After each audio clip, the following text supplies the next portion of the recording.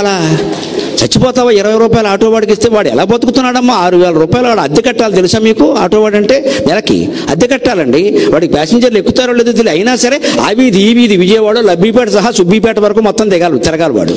Passenger లేకపోయినా సరే ఆ వీధిలో ఉంటారేమో, ఈ వీధిలో ఉంటారేమో, ఆ సందులో ఉంటాయి. ఇన్ని తిరిగినందుకు పెట్రోల్ ఎంత అవుతుందో ఆలోచించండి.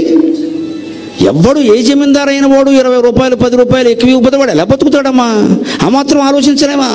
ఇవాళ విచిత్రమైన వార్త వచ్చింది పేపర్లో చూడండి. కోర్టు తీర్పు ఇవ్వాల్సి వచ్చింది దానికి. ఒకటి కేసు ఎట్టట. ఏమిటి? ప్రజా ప్రయోజన వ్యాజ్యం. ప్రతిదానికి ఇది మొదలైంది. ఏమిటట? గ్యాస్ బండ పట్టుకొచ్చిన వాడు టిప్పు అడుగుతున్నాడట. గ్యాస్ సిలిండర్లు పట్టుకొచ్చిన వాడు టిప్పు అడుగుతున్నారండి. అందువల్ల దోపిడీ జరుగుతోంది. దీన్ని అరికట్టాలని చట్టపడితే జడ్జి తిట్టాడు రోడ్డు మండి. ఇది కూడా కేసేనా? ఇది కూడా మేము ఆలోచించాలా? మా టైం వేస్ట్ అయింది ఎక్కడ అని ఆయన ఏం చెప్పాడంటే సింపుల్గా, బాబు పట్టుకెళ్ళిన వాళ్ళు వేధించకండి, అడిగితే అడగండి, ఇస్తే పుచ్చుకోండి లేదు.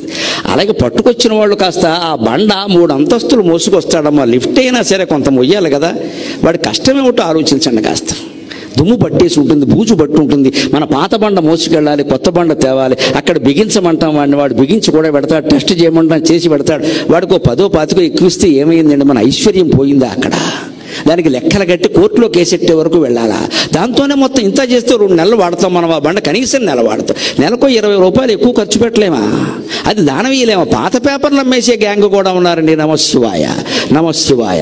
అర్జెంటుగా ఈ వ్యాపారం ఆగిపోవాలమ్మా. పాత పేపర్లు దానం వేయండి అమ్మా. పాత పేపర్లు దానం వేయండి. దరిద్రం అమ్మకండి. వెంటనే వాడు వచ్చి పట్టుకుపోవాయా అనండి. పాత పేపర్లో పాత పుస్తకాలను వస్తాడు, పట్టుకోమని చెప్పండి. గూడు ఖాళీ చేస్తాడు, దులుపుతాడు, పట్టుకెళ్ళిపోతాడు. ఆ అమ్మదే అవత ఎప్పుడు మాకే ఇస్తుంది అంటాడు. అబ్బే అక్కడ కూర్చుని చిల్లర కొట్టు చిట్టెమ్మలాగా సుబ్బమ్మలాగా మకం వేసేసి ఈ తాసు ఇలా పట్టుకుని సరిగ్గా తూచు మోసాలు ఎక్కువ. ఇంత కథ నడిపితే నీకు వచ్చేది 10 రూపాయలమ్మా, అంతకంటే ఏం లేదు ఇక్కడ. దానికి అంత కథ నడపక్కలా. ఈ 25 రూపాయలతో నువ్వు నీ మొగుడు పెట్టే వ్యాపారం ఏం లేదు ఇక్కడ.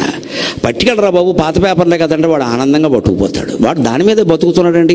అందులో సగం చెల్లవమ్మ. వాడి దగ్గర మోసాలు, వాడి దగ్గర తీసుకునేవాళ్ళు చాలా మోసాలు చేస్తారు. ఆ మాత్రం చిన్న చిన్న విషయాలు, కూరగాయల దగ్గర బేరం ఆడతాం మనం. ఏసీ హోటల్లో ఎవరైనా బేరం ఆడతారండి? 3000 అండి 4000 అంటే ఉంటుంది మరి అని వెళ్ళిపోతాం లోపలికి. కూరగాయల దగ్గరికి వచ్చేసరికి మాత్రం ఇంత రేటా అంత రేటా చావమంటావా? వాళ్ళు సగం పుచ్చిపోతాయి, సంతలో సగం పుచ్చిపోతాయమ్మా. చూసి వెళ్ళండి. ఏం చేయాలి? వాళ్ళు ఎలా బతకాలి? ఈ బలహీన వర్గాల్ని మనం ఎవరూ గమనించమే. లక్ష్మీదేవి మన ఎందుకు కాపాడుతుందండి? పద్మాలంకృత పాణి పల్లవ యుగాం పద్మాసనస్థాం శ్రియం.